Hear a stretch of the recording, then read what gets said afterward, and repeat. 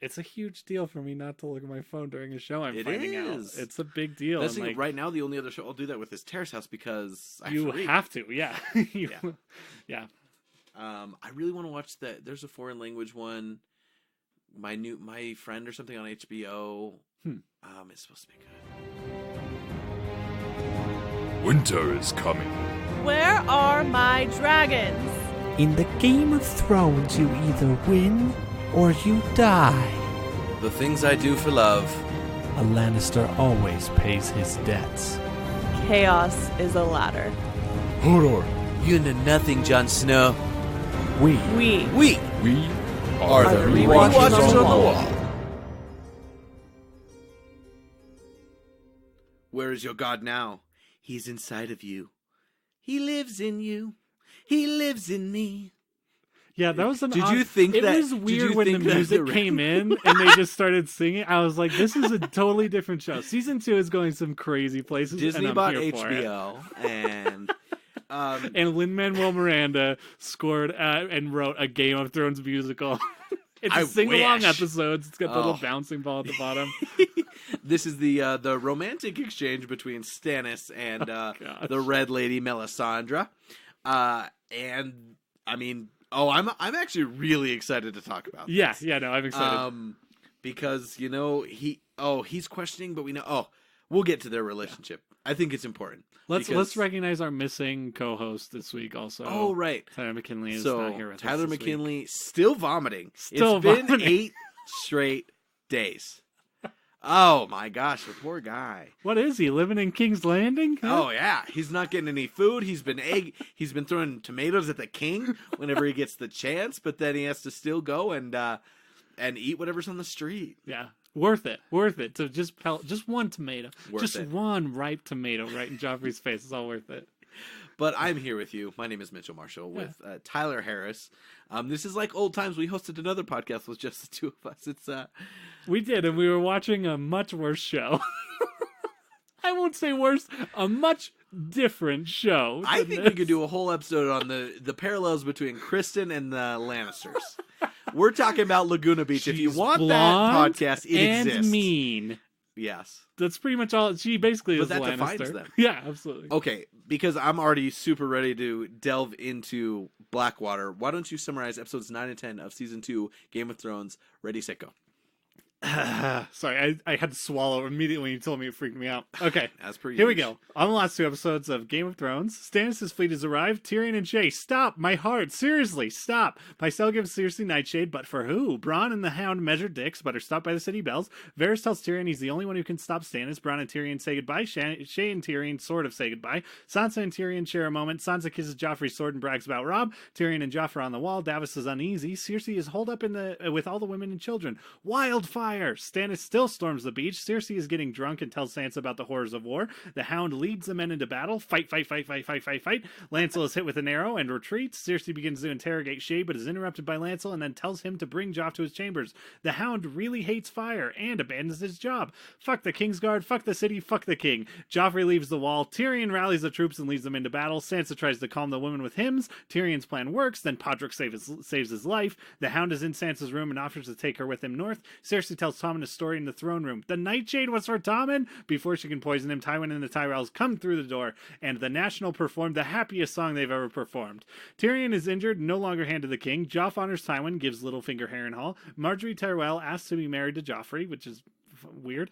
Joffrey and Sansa Joffrey sets Sansa aside. Sansa is stoked until Littlefinger tells her why she shouldn't be and offers to help get her to Winterfell. Varys wants to work with Roz. Brienne and Jaime come across some Stark rebels who punish some women. They recognize Jaime and Brienne punishes them. Robb tells Catelyn about Talisa. Stannis attacks Melisandre and she shows him the future in the fire.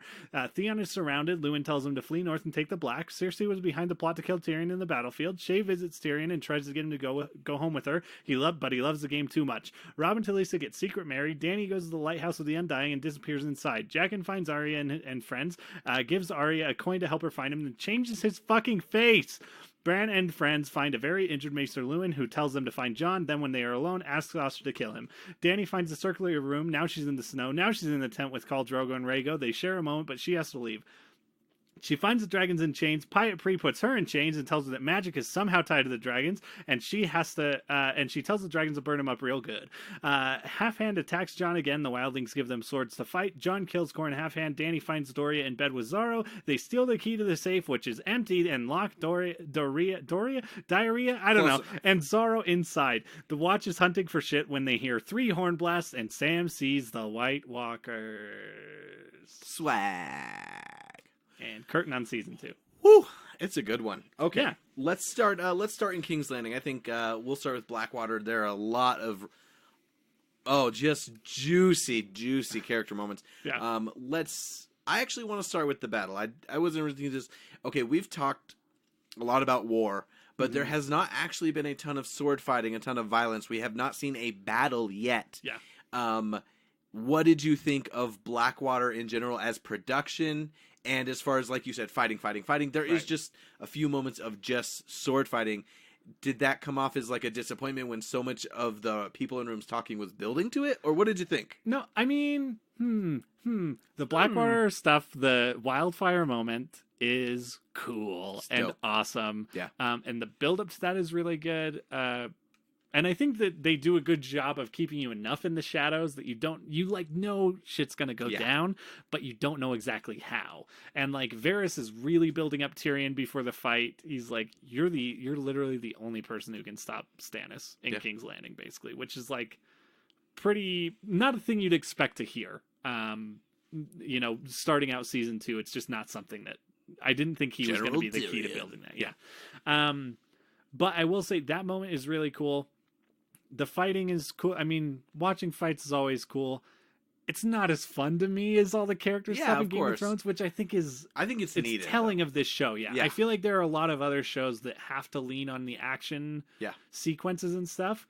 And I can honestly say, while I still like them, I was more interested in what they were going to talk about afterwards, the fallout of those things was going to be, But yeah, it's pretty cool. The stuff that happens on the battlefield especially is really great. Because they do have some character moments during that fight. Like the Hound, you see a side of the Hound that we haven't seen. He loses. That's what I think is important and why the violence is the battling is important. One, they keep it pretty contained. Yeah. You see this stuff in front of the Mudgate, and you've got a pretty good grasp on what's going on area, which I'm not gonna lie, like that's a budget thing. These battles will get bigger, and I bet if they did Blackwater today, it would be massive. But I thought it was so smartly done because you still felt the scale. You felt like there were 2 armies colliding, but you had these emotional moments. So let's start with the Hound. He freaks out. He's scared of fire. His brother shoved his face in fire when he was a kid, and he loses rationality. He already didn't love the idea of serving Joffrey because he's a little twat,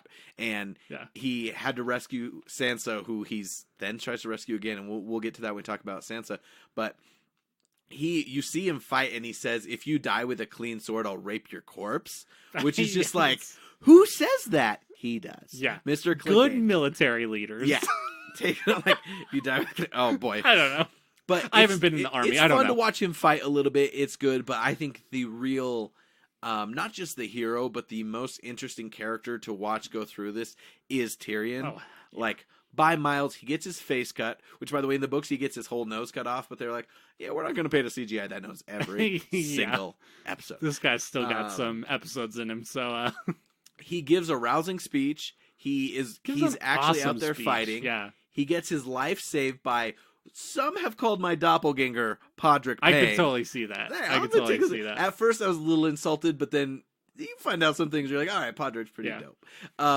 Everything we see of him in these episodes, you're like, Podrick's pretty cool. What a great kid. Just like... that Podrick, good kid. And he's related to Ilian Payne, one of the douchebag I didn't even members know of it. So his name is Podrick Payne. Oh. And he's... I think it's like a nephew or something like of Ilian Payne, who is one of the douchebag guys from the Killed Ned Stark, the Kingsguard. Yeah. Yes. So super fascinating there that he's just this meek, nice kid. But Tyrion, and the most important thing is Tyrion's counter to King Joffrey, who Tyrion says to me like, you should, or the real power play is when Sansa's like, so you're gonna kill your uncle, and he's like, yes, and then you're gonna lick his blood off my sword or something. He's like, oh, so you're gonna be out there fighting. You're gonna be in the vanguard. She's like, I heard my brother leads the charge, and you're stronger than my brother, so I'm sure you'll be out there in the vanguard. And he's like, well, what? Well, we'll see. And then he's there watching the fight. Not fighting all, even though Tyrion, in kind of a moment of honesty, is like, hey, you should be out there. Like, you have your Kingsguard. We'll protect you, but you've got to actually be fighting. And he's on the wall, and then we'll get to his mother next. Like, we'll cover the battle first, but he's just, he's like, oh, his mother calls for him. He's like, oh, mom needs me. Is it important? Is it pertinent? Like, is it super important in the kingdom? Because, like, there's this battle, but also, like, should I go back inside? Like, you guys really seem to have this.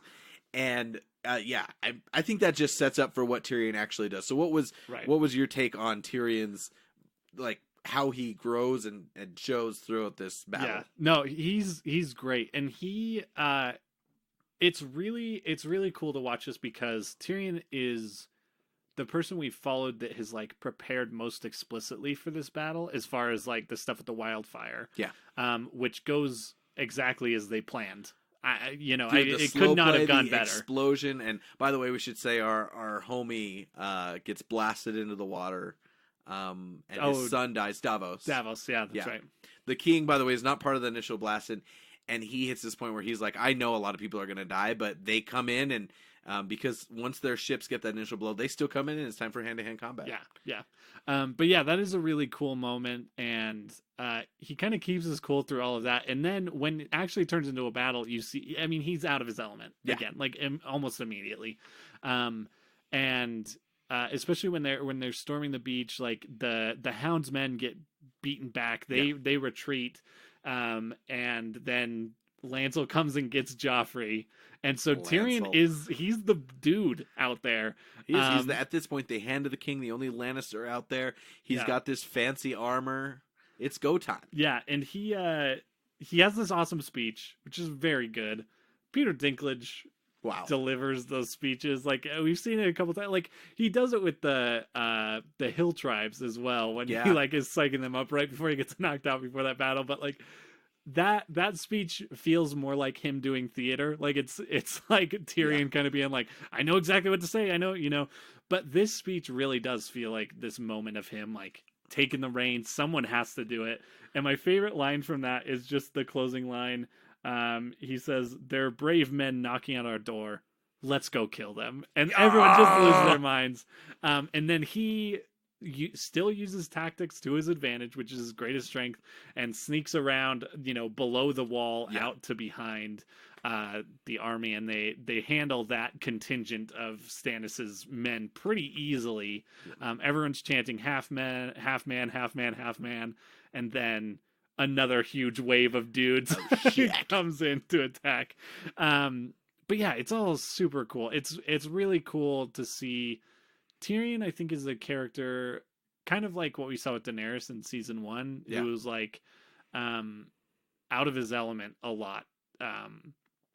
A little bit in last season, but like this moment especially, so far out of his comfort zone. We talk about loving people in rooms of talking. No one's better at it than him, but he's thrust into the most action.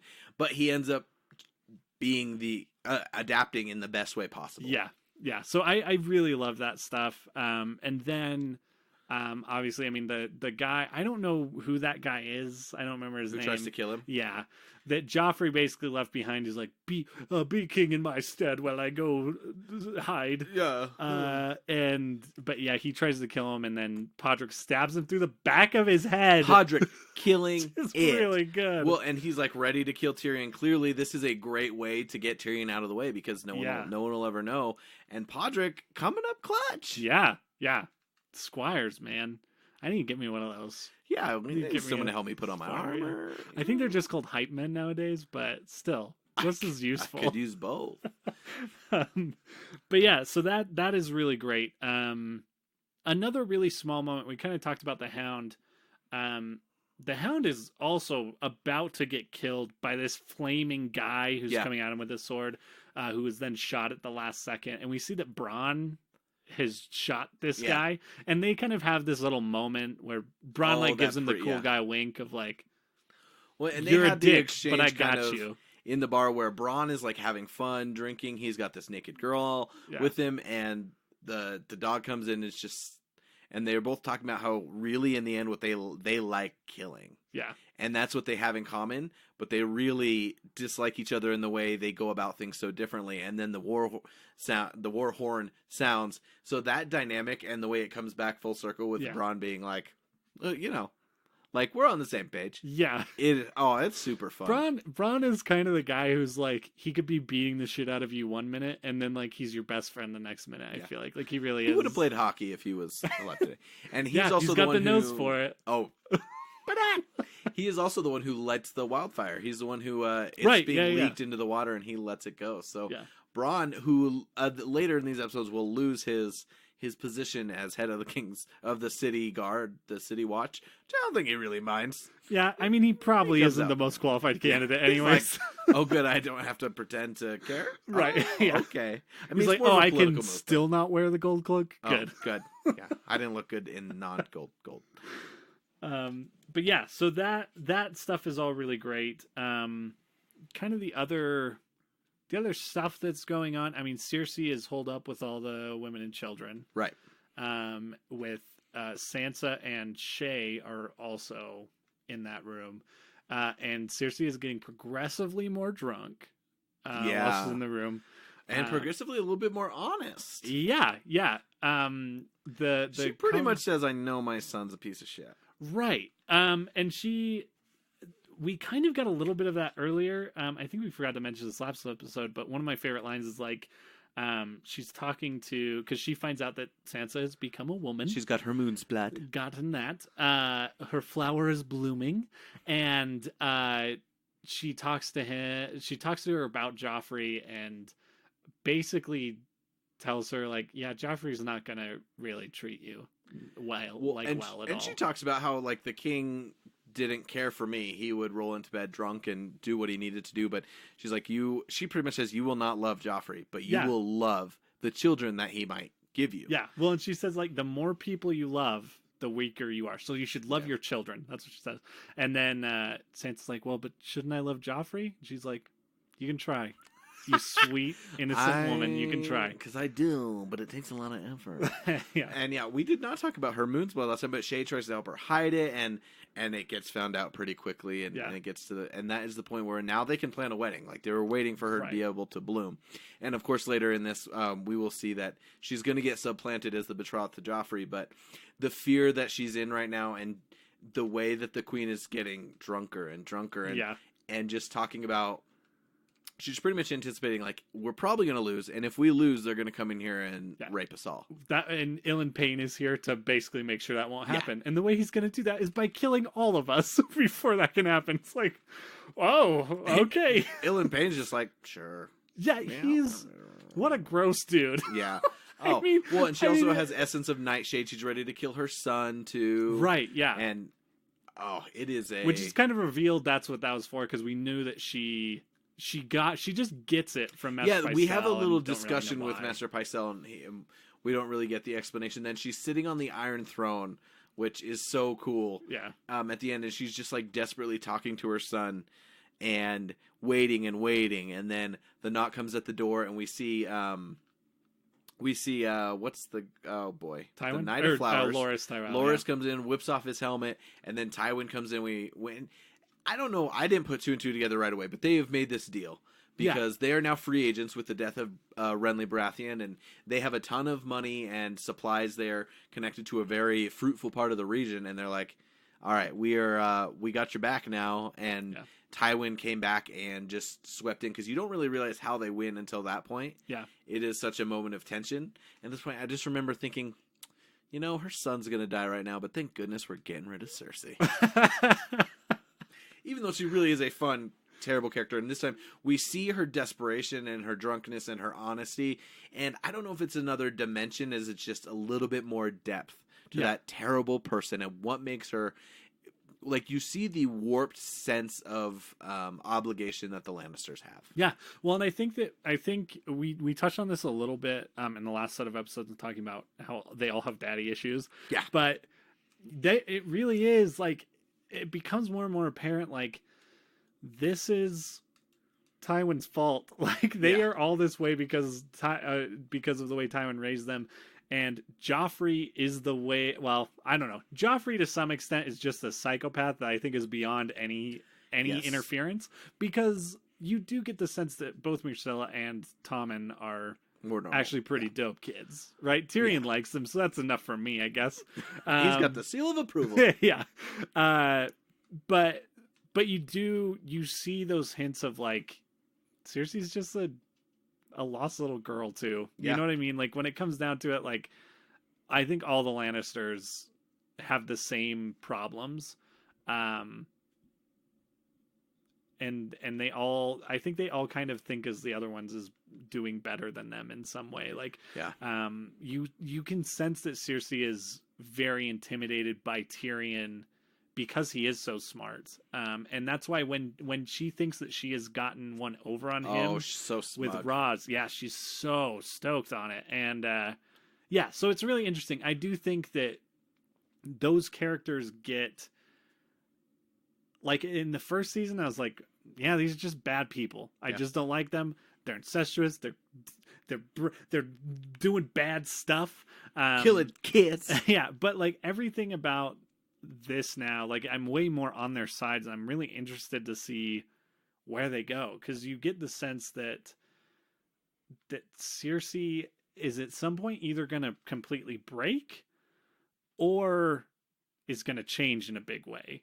And either one of those I would like to see. I think both of those would be fascinating things to see. She is a super interesting character, and she is the evil queen that's in so many fairy tales, given so much more. Like, we see why she is probably the way she is because of her family, and she still victimizes, but she's not completely wrong. Right. Because she talks about, like, I was given away as, like, a political piece to Robert Baratheon when I was pretty dang young. He never loved me. My father treated me with this coldness, and I did not have a mother for the vast majority of growing up because of Tyrion, and that creates that resentment. So, like, it's not, I wouldn't call it justification, but there's inspiration behind each of her terrible things, the way she overprotects and the way she makes these huge power plays because she wants to protect her family from those things happening to them. And that's why, like, Myrcella getting taken away in these, we forget about that. Like, that's a rough, desperate situation for her. Yeah, for sure. And I think that's one of the reasons she's so fascinating with Sansa too. Like, because sometimes it feels like she's honestly talking to Sansa as if she's her younger self and like preparing her for the harsh realities. And then other times it feels like she's actually relishing watching Sansa go through hell, and like what she will go through. So it's weird and interesting. Yeah, and it's like she doesn't even have that much hate for Sansa. Like, she knows all the stuff she was telling her about how her like she just told her that her father was guilty and a terrible person because she had to. Right. She actually relates to Sansa on a lot of levels, but she is relishing not being in the position of power. Right. In that instance. Yeah. We'll talk about the other side of the battle real quick. Stannis loses. And he gets very upset with Melisandre because he's like, you told me I was going to win. You told me if I did all of these crazy things and committed to this god that we were going to win. And he needed some reassurance. He's lost a ton of men. And we do see him fighting a lot. Like, he goes up, he gets on the wall. He is out there on the front lines. But then they get overwhelmed. And I don't remember if it really shows how he gets away. No, I don't think it does. Now that I'm thinking about it, yeah. Not at all. But what was your outlook on Stannis' side and where he is? Because he still has a claim to the throne and still hates them. He's still alive. He still has this woman who has magical powers. What was your thought process, like where he ends up at the end of season 2 here? So it's interesting because I feel like by the end of season 2, like he does have this moment after this battle where he's like, well, it didn't win. Where's your god? Where's like what, and he has kind of this crisis, but ultimately by the end of that scene, he's like even deeper in. He's back in. He's been, Wow, this is a learning lesson. I love that scene. I really like Melisandre, mostly because she's a character that I still don't understand entirely what her motivations are, but it's being hinted at more and more that it's like her motivations are some divine power. There is literally something that is what is compelling. She's one of the most straightforward and genuine characters because she really sees her her responsibilities and her actions as very purely like honest and not manipulative at all. Like, this is what's supposed to be. I honor this God, and this is what I'm going for. And Stannis, you're a part of that. And she's having to preach for her God, but she is maybe the most honest character right now. Yeah. Well, and that's the thing is, I think I'm still at the point where I'm like, I don't know if that is her whole thing. If her intentions really are that like altruistic as far as like, God said this is what I'm doing. Or if it is like, if Stannis could have been someone else, you know what I mean? If she just has this power that she just needs someone to use that power with, and if Stannis was the best candidate, if she's like being that active and making those decisions, or if it really is like some supernatural god that is like, Stannis is the guy, and she's like, okay, and goes there, you know? So there's that stuff that I'm still not sure. And so I'm interested to see, I think either way, I'm just interested to see kind of the resolution to that, or more clarity on that. She's very good at giving birth. Yeah, we that. saw that. She's the only character I've seen in the show give birth, so that's also a tick in her corner, I guess. It happened so fast. Yeah, but yeah, and that scene, like of them both looking into the fire, is really cool. Yeah, they have a really good dynamic. I like them both. Like the scenes that they're in together are real good, and yeah. Anyways. But yeah, so I'm interested to see where that goes, because again, it's just hinting at more magic that is happening below the surface somehow that we don't get a ton of. Do you want a little bit more fantasy? Are you waiting for these things to come to fruition a little bit more? Honestly, if this was just a show of political intrigue, if this was House of Cards in Westeros, that's all I could watch that for 97 seasons. That thing is, I think that the way they disperse it is very well timed and not in too big of chunks as far as things that are outside of. Well, and the fact that stuff is there, they've built a world too where it's like, I don't know if it's all real, or if it's, you know, stuff with Pyat Pri is like, I don't know if that's an illusion, or I mean, at the end, I mean, in the last couple episodes we talked about that, we get the idea that it's like, there's a little bit more to this than just parlor tricks, you know? And so I'm interested to see how that stuff's connected, because also the magic that we're seeing so far is all from very like disparate places. Like, it's not like a common place. Like, we're seeing stuff in Karth, we're seeing the stuff with Melisandre. I'm assuming that the stuff with Bran is also legit and magic of some kind. And we're also seeing it manifest in very different ways. Whereas like Melisandre's is like very religious and ritualistic. Pyat Pri's is very like showy and like aggressive. Like he can use it to literally I think what he did I mean, she did birth a smoke monster, but like what he did, like, that is a big bit of magic, right? You know, well, and that's the thing. And like the stuff that Melisandre did, it's like there's a ritual to that. You know what I mean? She had sex with Stannis, and then created this smoke monster, which I assume that was the big part of that, right? And then Bran is just like this hippie dreamer. I don't know. It's so, all of the magic is so different. I mean, we're talking about magic. The thing I will say, last episode we talked about the dragons and how I was like, I don't really know these dragons. Yeah. I'm not really into them. But Pyat Pri, like right before he dies, is like, magic is coming from these dragons, and these dragons are stronger when you're with them, so we're gonna lock you up, you know. So apparently these dragons are like the catalyst to bringing magic back, possibly. But like also there was White Walker stuff happening before that, so I don't know. It is interesting that it seems like all these elements are being introduced back into the world around the same time, and so I don't know if there's a connection or what the connection is. And there. After the Red Comet, right? That's right. I totally forgot about that, which was like a huge thing in the first episode. They drop it a little bit, but that's just my opinion. It is fun. Let's talk about where these King's Landing people end up. So. Everyone comes into the throne room, and Tywin's horse poops, and then he rides in. Yeah, what the He's hell hand was of that? the king. You can kind of tell he's kind of got this presence. I couldn't tell if that was like supposed to be like a very overt commentary on what happened in the scene before, because I think it's when I'm trying to remember what the scene before that was. I think it's just Tyrion and Varys talking, and then you just see a horse shitting. I was like, I don't, whatever. It's cool. It's cool. So and then Joffrey, the brother and sister. Why do I keep forgetting their names? Marjorie and Loras. The Tyrells are there, and Marjorie's like, I've admired you from afar, and I want to love you. And he also implies that they never got to consummate their marriage. She is still innocent. And Joffrey's like, well, I'd like to marry you, but I'm betrothed to this chick. And it's pretty much a play at that point. Oh, Marjorie, I'd love to marry you, but I'm already betrothed to that wench over there. And then they pretend the mother goes, but, and then they get an explanation from Pycelle. Well, her dad was a dick to you. We betrothed you before we knew that, and I've consulted with the High Septon, and this is going to be fine. And Joffrey's like, dope, let's bang. And that's pretty much how it goes down. Yeah.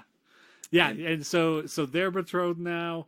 Tywin is now in King's Landing, so he can now act as hand. Tywin. He's gonna be fun. Oh, I can't wait. And then and Sansa walks away like, "Oh, I'm happy I don't have to marry Joffrey." But yeah, and then Littlefinger's like, what do you think happens? If really you just get to go home? Leave? Yeah. Oh boy. And Littlefinger also has been very instrumental in his whole thing with the Tyrells, and so he is gifted Harrenhal. Basically, right, which is like this cursed castle, but a significant large area, like a big time thing to own in a fairly central part of Westeros. Yeah, a cursed castle is still a castle, and especially to Peter Baelish, who will take whatever he can get. Yeah, you can tell he's like, yeah, that's cool. All right, that's one more little chip on my shoulder, but I've got big ambitions. Yeah, and then Tyrion ends up, he's now in his new quarters because he's no longer the hand. He's got this huge cut along his face that what's her name? Shay gives him the old Fleur Delacour line, like, doesn't matter what you look like, I just love you. Right. And he knows he's been bumped back. Like, everything he does is going to be harder now without the position of the hand. Bronn's been removed from power, and now his dad is there. Yeah. And that scene with Varys and Podrick in the room is really good, because Varys is like, hey, I just want to let you know, no one's ever going to write about you and like what you did. Oh, but, I love that line. Like, we will remember like what you did. The history's, and that's what's interesting when you talk about the magic and what we don't know what's real and what's not real, or we talk about the history. Like, it's all very contrived, and we don't have the truths. And it's interesting to see then that happen with someone who we see as super important. And it's like, well, no one might ever know this, and that just, it geeks me out to look at other things and be like, okay, well, we don't really know what things are coming from because we don't have a reliable narration or a reliable history of this place right now. Right, for sure. But yeah, and Shay really wants Tyrion to leave with her and go. Oh yeah, she's like, let's just go. Yeah, and he's like, this is what I do. Yeah. I can't, and really it is one of those things where it's like, what would Tyrion do? Like, yeah, she's just like, okay, we'll take some money and just go live in.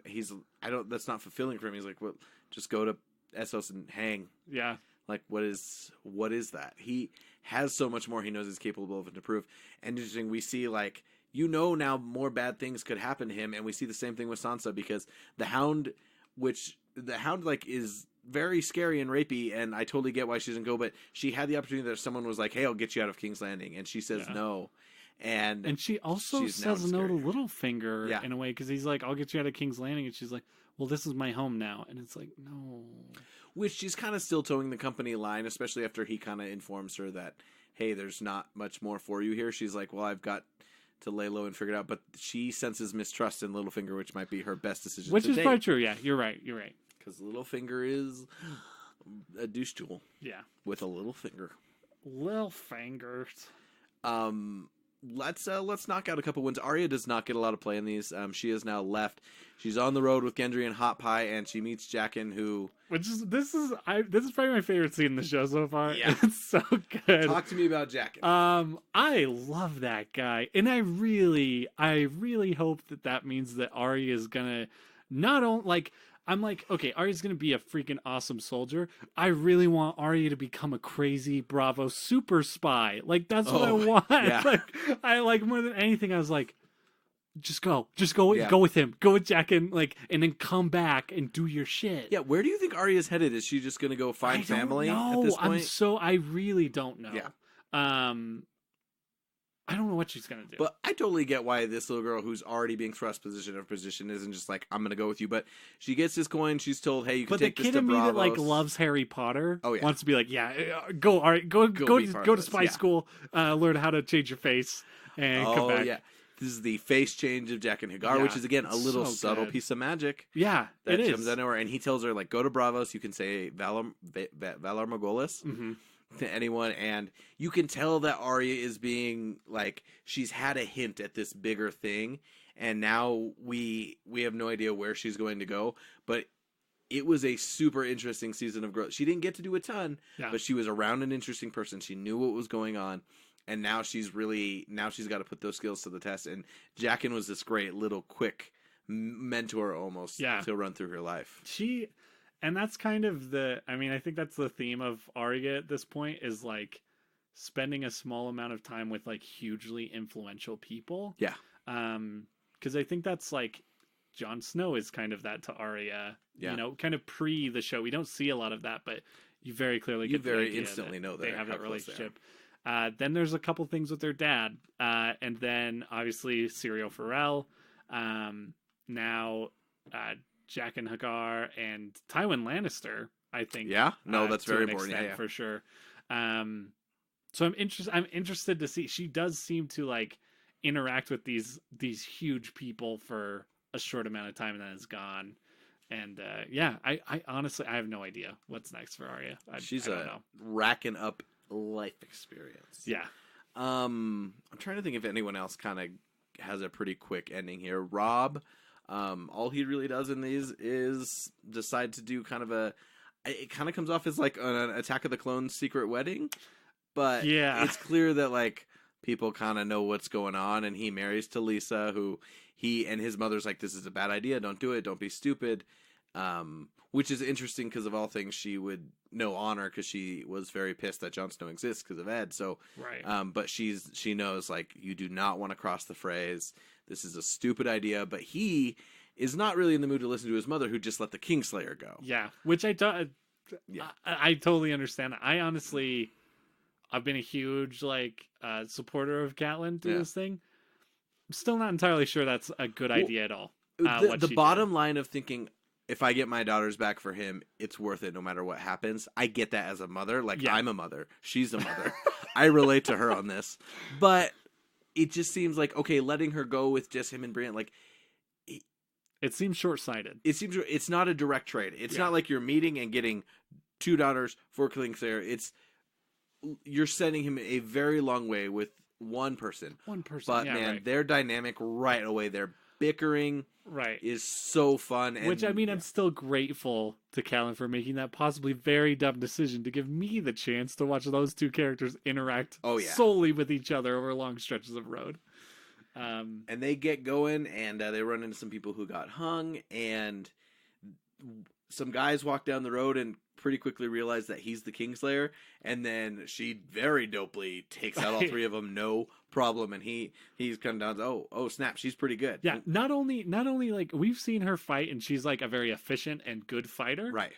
This time we get to see a little bit of her style, because they mention there's these whores that are hanging from the trees that have been killed because they slept with Lannisters, and she wants to bury them, which is an honorable thing to do. And when she's talking to the men, they're like, we gave 2 of them quick deaths, and then she kills 2 of them, and then the last one is still alive. She's like, well, 2 of you got quick deaths, and then she just stabs him right in the junk, and you get to see Brienne's got some style too. She's a good enough fighter that she can very effectively dispatch people and also send a message. Yeah. And it is cool to see Jamie's face after that, because he's like, oh, okay, you're legit. You're not just some circus freak, 9-foot tall woman who has to be a man. You're legit. You got the stuff, kid.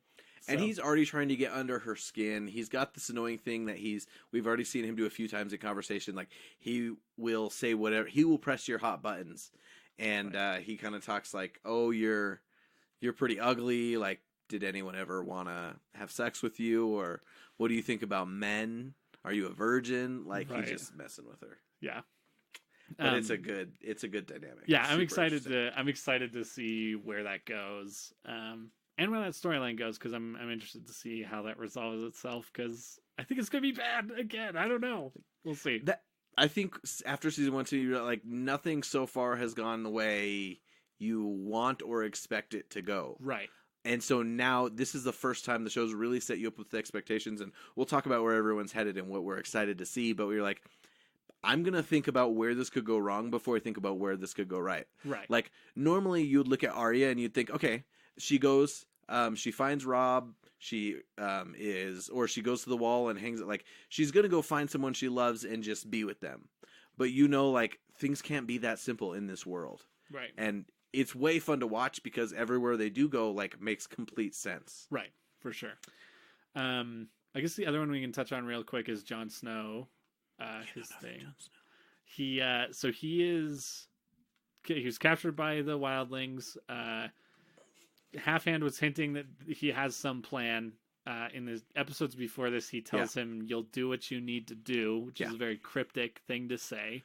And this one, he says, like, one man in with the wildlings is worth 1,000 without. So he's pretty much saying, "Hey, get in with them. Yeah. Get ready to betray us," and he just continues to then antagonize him. Yeah, and the way that John does that is he kills Corin Half-Hand, which they had to fight to the death. And I think John, who's a good fighter, kind of had to really. And Half-Hand is known as a really good ranger. Yeah, very good at this. And so Rattleshirt, who's kind of leading this contingent of wildlings, they kind of realize, like, this kid's here to play, and he was willing to kill a member of the Night's Watch. Yeah. Ygritte had kind of vouched for him and said, "Hey, let's save him. Let's take him to Mance Rayder." Right. And she was like, "Now we're even," because they've saved each other. And so he kills Half-Hand. And at the very end, he sees, like, "Hey, there's this giant camp of wildlings." Yeah. And it's one of those, like, over-the-clip epic reveals that looks pretty cool. And we talked about how John this season has mostly just been stupid. Yeah. He's not been able to really figure anything out yet. And this is the first time where he kind of realizes, I'm going to have to start playing some sort of game to stay alive, and I have to kill Corin right now. Yeah, and it absolutely, like, I think it is. He's finally crossing, like, a real threshold. Because I think, like, even when he goes to the Night's Watch, you kind of get the feeling, like, that he still thinks he can go back, that things are still going to be kind of the same. Or that he thinks it's more honorable and more exciting than it really is. And so this really does feel like him taking a step into, like, really, like, a leap of faith. Is him killing Corin Half-Hand, which we mentioned before, seen him kill anyone other than the White Walker, the zombie thing. And so he, like, takes a life and now is introduced to a whole new world that has just been legend to him up to this point. Because you hear, like, they talk about the wildlings, and they're like, "Yeah, here they have, like, a whole city," and people are like, "That's dumb. Of course they don't have a city. They're savages." And, like, now it's revealed, like, no, they have this whole city. And they're known as very tribal and everything. And we talk about, like, they're stirring, things are changing up there.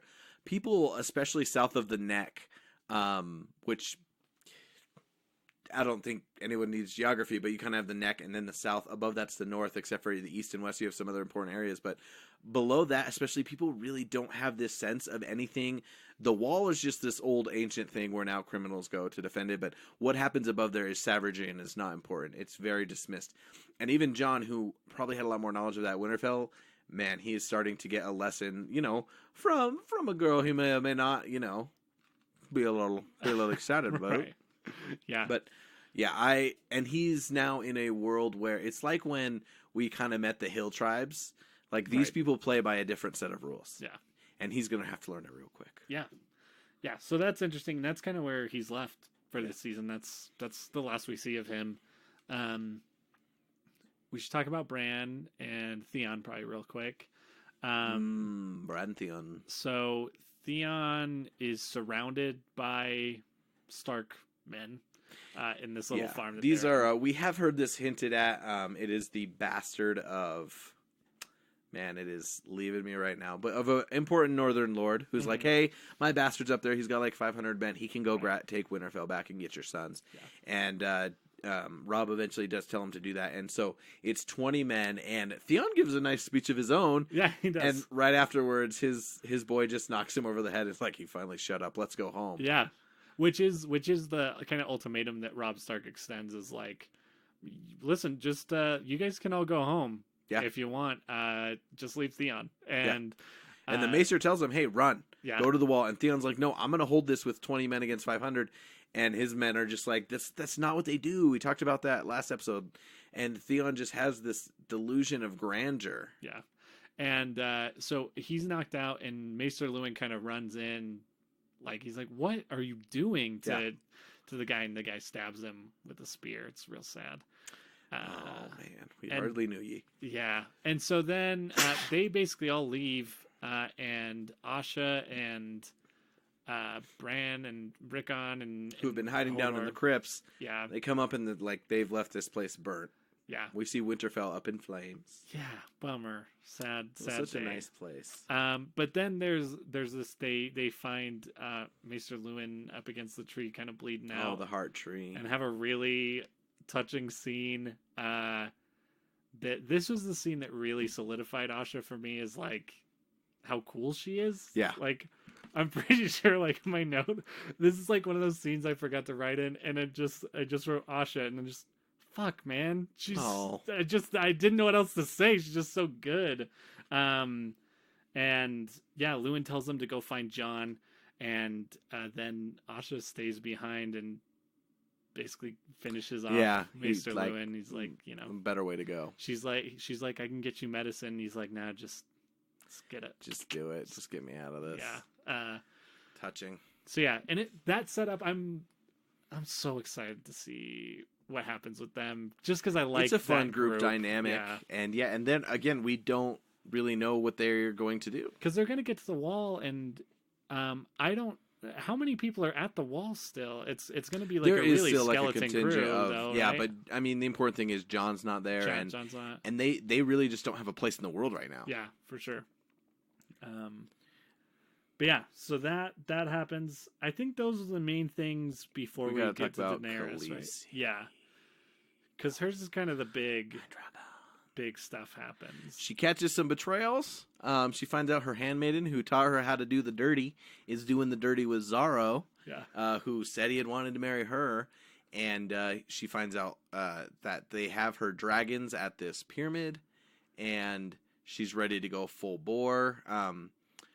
Let's just talk about the pyramid thing. So she's walking around in a giant circle, and Ser Jorah's following her. And eventually he loses touch, and then he comes around, and he's gone in a full circle, and she's not there. Yeah. Clearly there's some magic at play. She is now inside of, like, this temple thing. And she sees... she has a bunch of different visions. And I gotta tell you, this book passage is amazing and frightening. I've never read something that made me feel like I was in a whorehouse. A horror house. A house of horrors. I've read lots of things that make me feel like I'm in a whorehouse in Game of Thrones. Anyway, it's just like she sees so many things, and a lot of them are foreshadowing or are just like these cryptic elements of different parts of the world. And here we see her in, she comes out of the gate at the wall. She is in a snowy throne room at the King's Landing throne room. Then she finds a tent with Khal Drogo and Rhaego, her son. And what did you think of all this as she kind of aimlessly goes through all of these things before getting to her dragons? Really? It was cool. Here's the thing. It's cool because it's introducing like magic and stuff. Yeah. The stuff with Khal Drogo, I'm not a huge fan of Khal Drogo. Yeah, a lot of people are more into that ship than we are. Yeah, so it was fine. I could have done with a little bit less of it. I don't know. It's longer than I remember. It felt weird. I would have liked it to have been weirder. This is the closest this scene gets to like a Twin Peaks thing. Yeah. I remember watching this scene and being like, oh, this is kind of like Twin Peaks. Yeah. Because I have no idea what the hell's going on. But for me, seeing the, like, when she came out and you just saw the wall, right? That was like, oh shit, that's crazy. The throne room thing was crazy. Again, the stuff called Drogo, like, I could take it or leave it. I understand that it's kind of like it serves as this kind of good resolution to that She needs to chapter find for peace her. with that, Yeah. But yeah, I didn't. I had the feeling during that scene that I'm like, I'm not sure if they're trying to get me to think that she's gonna stay or something. Right. But I was like, of course she's not gonna stay in there. Yeah. Like, there's dragons. Maybe it's just like she was supposed to show resolve and character development by leaving. Right. Being And able to I go. do think that that's kind of, again, still not understanding entirely why that happened. Yeah. If that was an equal part like Pyatt Pre doing weird shit to her. And I I don't think know. the question that is left fairly open is this Pyatt Pre putting these in her head, or is this a manifestation of Or something is it her within channeling her something else? that just comes out in this very magical environment? Yeah. Or is it her doing the stuff that Pyatt Pre can Yeah. do? Yeah, Sure. yeah. So I don't know. But part of me kind of thought Pyatt Pre was involved because when she comes back, he says something about choosing, Yeah. like, how bad do you want your dragons or something. I can't remember the exact line, but This is the first time we get to see her dragons in action, though. yeah. Not just cooking, not doing like a Food Network type Just not a. show where they cook for They themselves. go from Rachel Ray to Gordon Ramsay. In this episode. Yeah. That's how I like to put it. Welcome to Hell's Kitchen. But yeah, and then Pyatt Pre, like, she comes back and the dragons are chained up, and he chains her up pretty easily because there's 7 of them. Yeah. And then See, one thing I couldn't stop thinking, I actually had to rewind this because they go one scene where they go down behind her back, and it looks like she has really long armpit hair, but it's just her hair in front of her armpit. my And I could not. I was like, did they really just give like? Have I missed it this whole time that they're like, yeah, they don't. She doesn't shave her arm. it's world building. Oh, the The details matter. Anyway, she does shave her armpits, and then she says Dracarys, and then they burn Pyatt Pre alive. Yeah, and you're just like, oh, okay, yeah. Little tiny dragons are insanely powerful. These are babies. Well- They just roasted a man like in no time flat. And we talk about the power of dragons. It's like so far they can't really do much, but Yeah. you know that a full size dragon has like burnt down cities, can burn very solid things. Yeah. So this is the first time where we see those things manifest something. Yeah, And it's pretty cool. yeah. So I again, after that, they basically raid Zara's house, take all of his gold and shit. Yeah, she kind of gives permission for the Dothraki to be like, yeah, take it all. Yeah, And yeah. like, let's just after she Do your locks thing. Zaro and the little hooker teacher in the safe, and the other 11 are dead. Like now, all 13. Well, Zaro's alive, but all 13 yeah. of the people For how who long, are ruling though? this city. Yeah, I was actually thinking, what would they do in there? Like, I was thinking, well, they'd do it a couple times, but then he'd probably have to kill and eat her.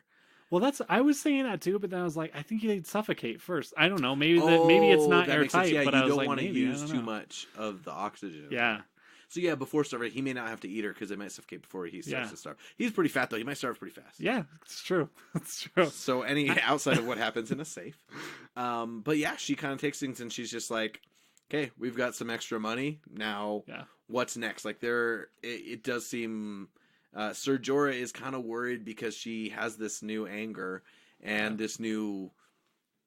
She doesn't. She still is like, I'm gonna go to Westeros and do this thing, and yeah, man, she gets left up. I think this season might be one of the most where we really don't know what's next for these characters. Yeah, it's cool. I'm excited. It makes me really stoked going forward.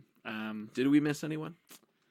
There's so many. Yeah, there's a lot. I don't think there's anything too big. So we've kind of Let gone me through touch on everyone and everyone. talked about what we're super excited for. But which one is there any of them where you think that you know where they're going, No. where they're headed?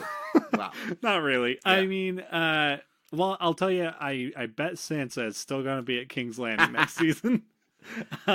And I would say maybe Daenerys gets her ship and makes her way to Westeros, but I doubt that's going to happen. Like, I know they have enough to get a ship, maybe, possibly. yeah. They kind of mentioned that. So, I don't know. Maybe they'll get a ship and get halfway there and there'll be a big storm and they'll discover someone else. I don't know. I feel like I know that those stories are going to have to clash at Yeah. some point. But But So I how still about think this? it's a little ways. Because, like, obviously the intrigue in King's Landing is exciting, like, where all these people are going.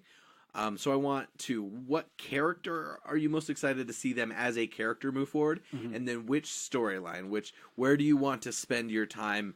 What anticipation, like, gets you all giddy for next season?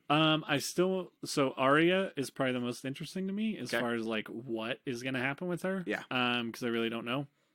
As far as storylines, I just like King's Landing because that's where all the intrigue's happening. And Tywin's So there now. yeah, I want to see that. I want to see more Tyrion, like because we've seen Tyrion pretty much just fucking dominate this season. Yeah. Like everything he did turned out pretty okay. Yeah.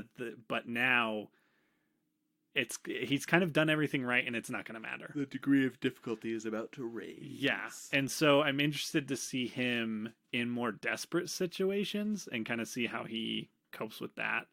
Yeah, and I'm also interested to see Tywin take a more central role to all of the things that are happening on the political side because he's been out fighting, all the last couple seasons. So to kind of see that dynamic, I'm excited for that. So I think King's Landing is the stuff that I'm still like really stoked on as far as like what's going to happen. But also I'm super curious about Arya and what they're going to do with her because they could do some really cool things. I don't know if they will. Is there a character is there a character combination that you want to see?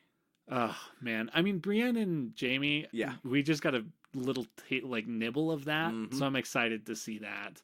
I also am kind of excited to see Jaime and Tyrion again because right, we have not seen their dynamic in a long time. I feel like they've both been through some shit since the last time they saw each other, and I'm kind of interested to take the temperature of that again. But also, I wouldn't mind seeing Sansa and anyone outside of King's Landing. Like I want to see some stuff with her where she's put in some new situations. Yeah. I mostly just don't want to see her with Joffrey ever again. That piece of crap. I actually think that there are some unexpected things as far as pairing goes. Like season 3 is one. How do I put this? Unexpected things happen. Okay. But in a good way. I'm always like, is this season just derailing us from where these things eventually need to go? And I think it's the genius of this show that you don't expect these characters to end up where they're going to end up, but it is absolutely the best way to serve the plot. Cool. So I'm super stoked. It was really hard for me not to press play on the beginning of season 3. Yeah, I'm excited to start it and see what happens. So next week we'll have Tyler McKinley back with us, and we may have a 4th co-host coming in. Yeah, which I think is fun. I think anytime we can add some different voice and some different vibe, but just season 2's pattern was so much different than I remember, and I really enjoyed it. So I'm excited to see how what season 3 just feels like, because they each do have different characteristics. Yeah. So through 1 and 2, do you have a favorite between the two? No. Okay. I can't. I don't think so. Did you notice any distinguishable difference where you're like, this actually really mattered to why this felt like a little bit different? I mean, I think season 1 is just by nature a little bit tighter because you're dealing with less characters. Mm-hmm. But I don't think that that's a weakness of season 2 either. It does change a lot, and I'm actually really impressed with the way they handle a lot of that. Like the pacing and like the way they come back to other characters feels really good. And and again, like this is a benefit of watching a show that's already out. Right. Is we just get to watch 10 episodes in a week. But I never felt like I was away from certain characters for too long. Like when they showed up again, I was happy to see them, but I was kind of like, oh yeah, let's see what's going on over here, guys. But I like both of them. I think that they play to the strengths of like this show really well, which is, I think the performances and the actors, like they write really good stuff and just let really good actors say it, and it's well do done. really good performances. And it's hard to because I like superhero movies, and once in a while they say something like they have to say that, or like that gets said in a superhero movie, it pulls you out a little bit. This show, I mean, like pretty consistently make you believe that you're in this crazy world. Yeah, for sure. All right, well, season 3 up next, barreling our way toward. Man, I'm excited for April. I know it's early. Yeah, it's crazy. Whoa. It's gonna be here in no time. Hey, but thanks for joining us, and you have a wonderful day. Love you. I might. I've never said that before. Have you ever said that out loud at all? No. Oh my gosh, your poor mother. Your poor.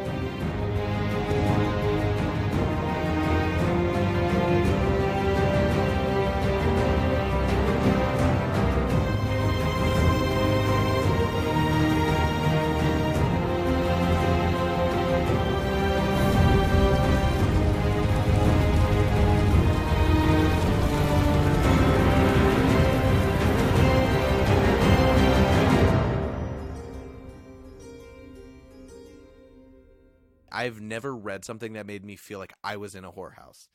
A horror house. A house of horrors.